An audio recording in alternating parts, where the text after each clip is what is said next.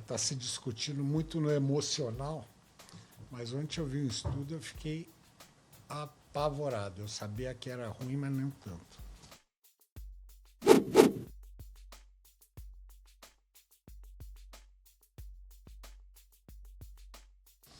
6-1. 6-1, as estimativas otimistas são numa queda de PIB de 2%.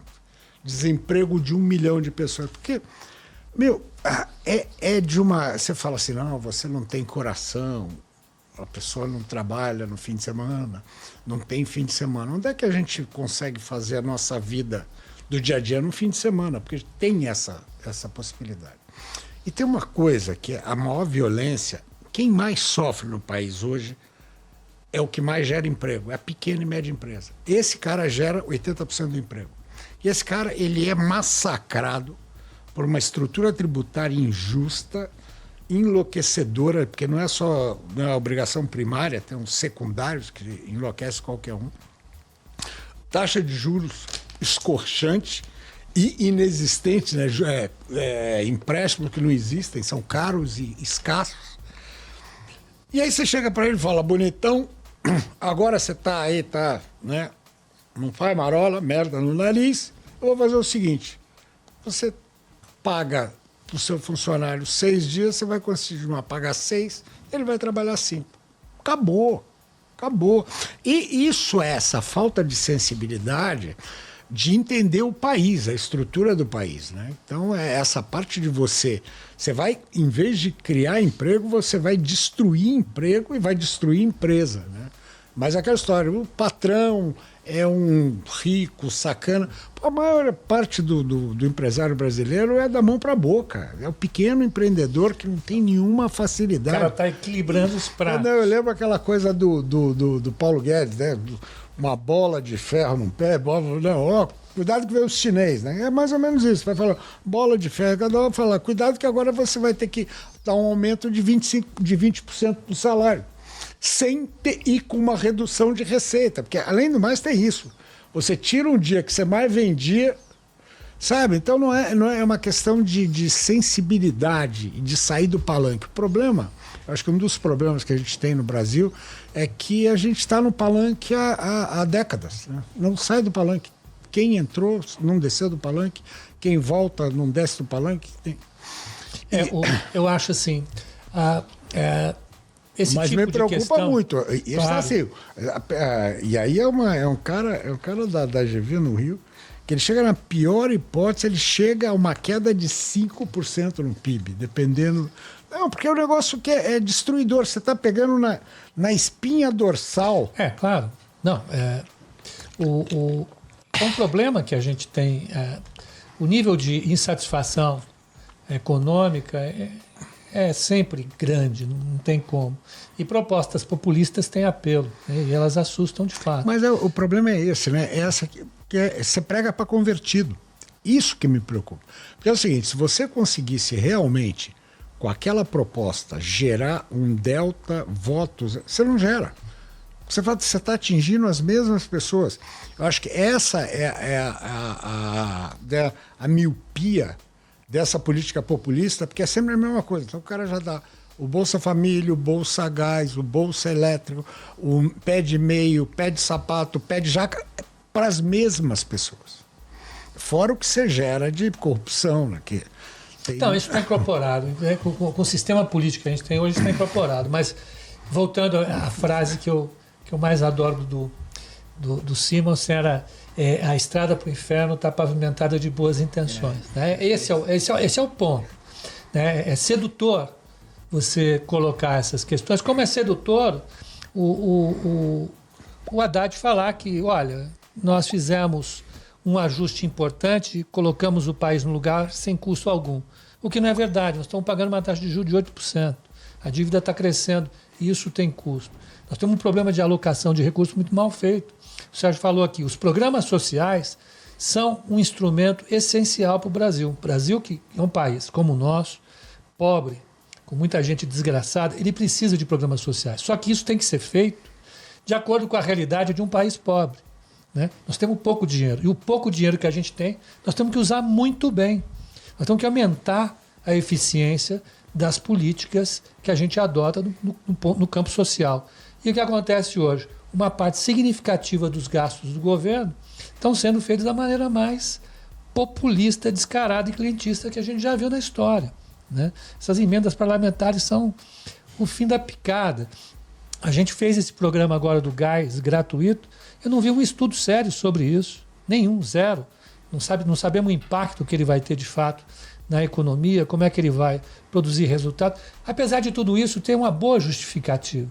Olha, nossa população realmente é carente, o Brasil usa muito mais fogo de lenha do que fogão a gás, por incrível que pareça, né? Isso é um problema de saúde, mas há caminhos para se resolver.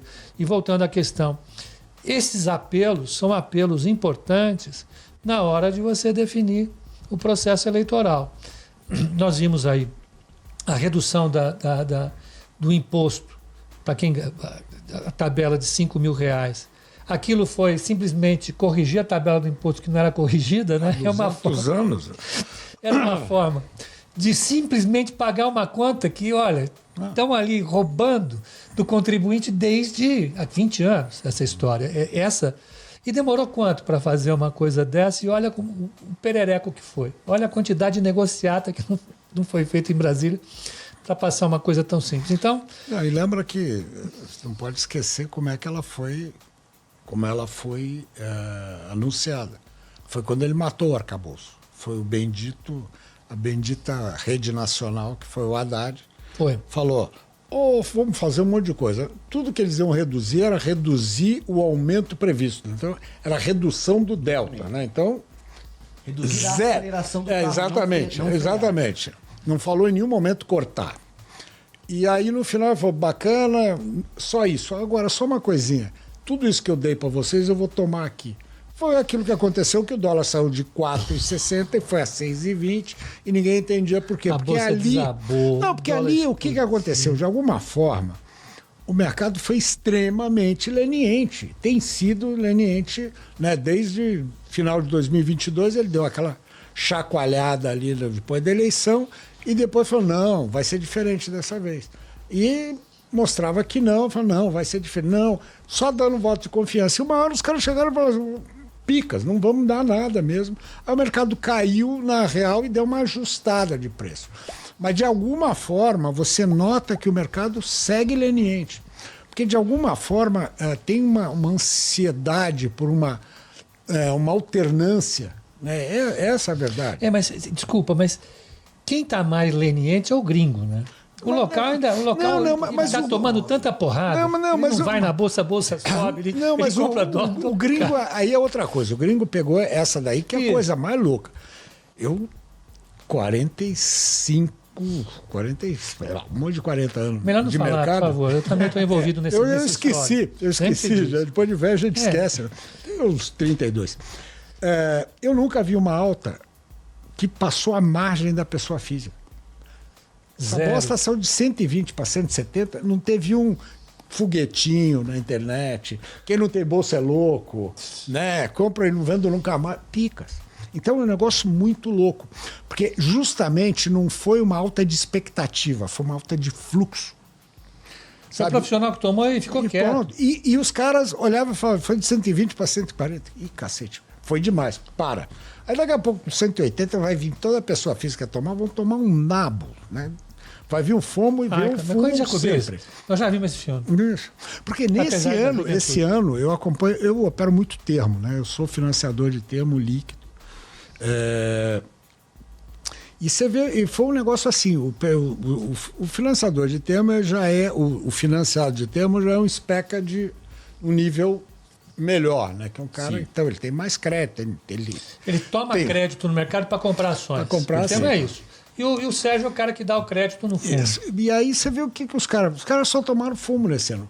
E vários problemas. Primeiro, muito caro. Se tomar dinheiro a 120, 130 do CDI, que é barato, mas você está tomando dinheiro a 20%. Então você você toma o papel e tem que subir 20% para você me pagar. Aí depois você vai começar a ganhar. O que aconteceu? O nego só tomou nabo. Porque o cara comprava, não tinha direcional, era muita vol sem direcional. O direcional vem quando os caras já não estavam, não tinham aguentado mais. Porque foi nabo.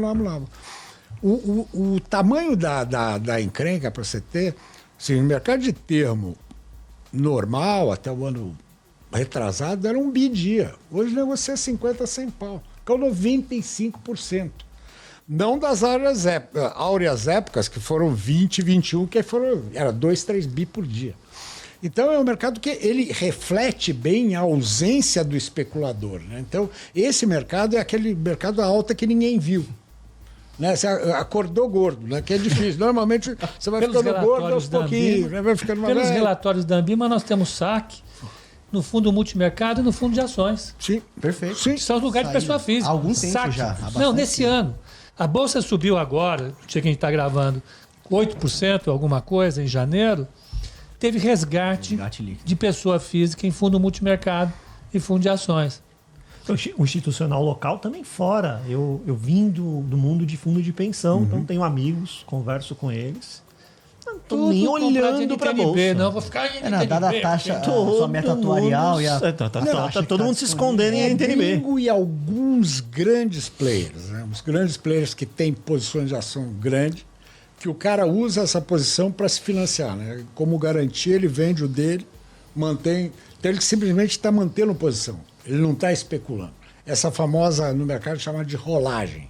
Esse cara não é o cara que se financia, ele rola a posição. Então ele tem a posição, como ele tem uma forma de ele não realizar, ele se financia usando as outras ações que ele tem como garantia. E para ele é a grana mais barata. 130 do CDI é barato para cacete. Você não consegue dinheiro mais barato que isso no Brasil. Né? Então, mas é um mercado assim muito específico esse ano. Foi muito engraçado. E agora, essa loucura no começo do ano é muito louca, né?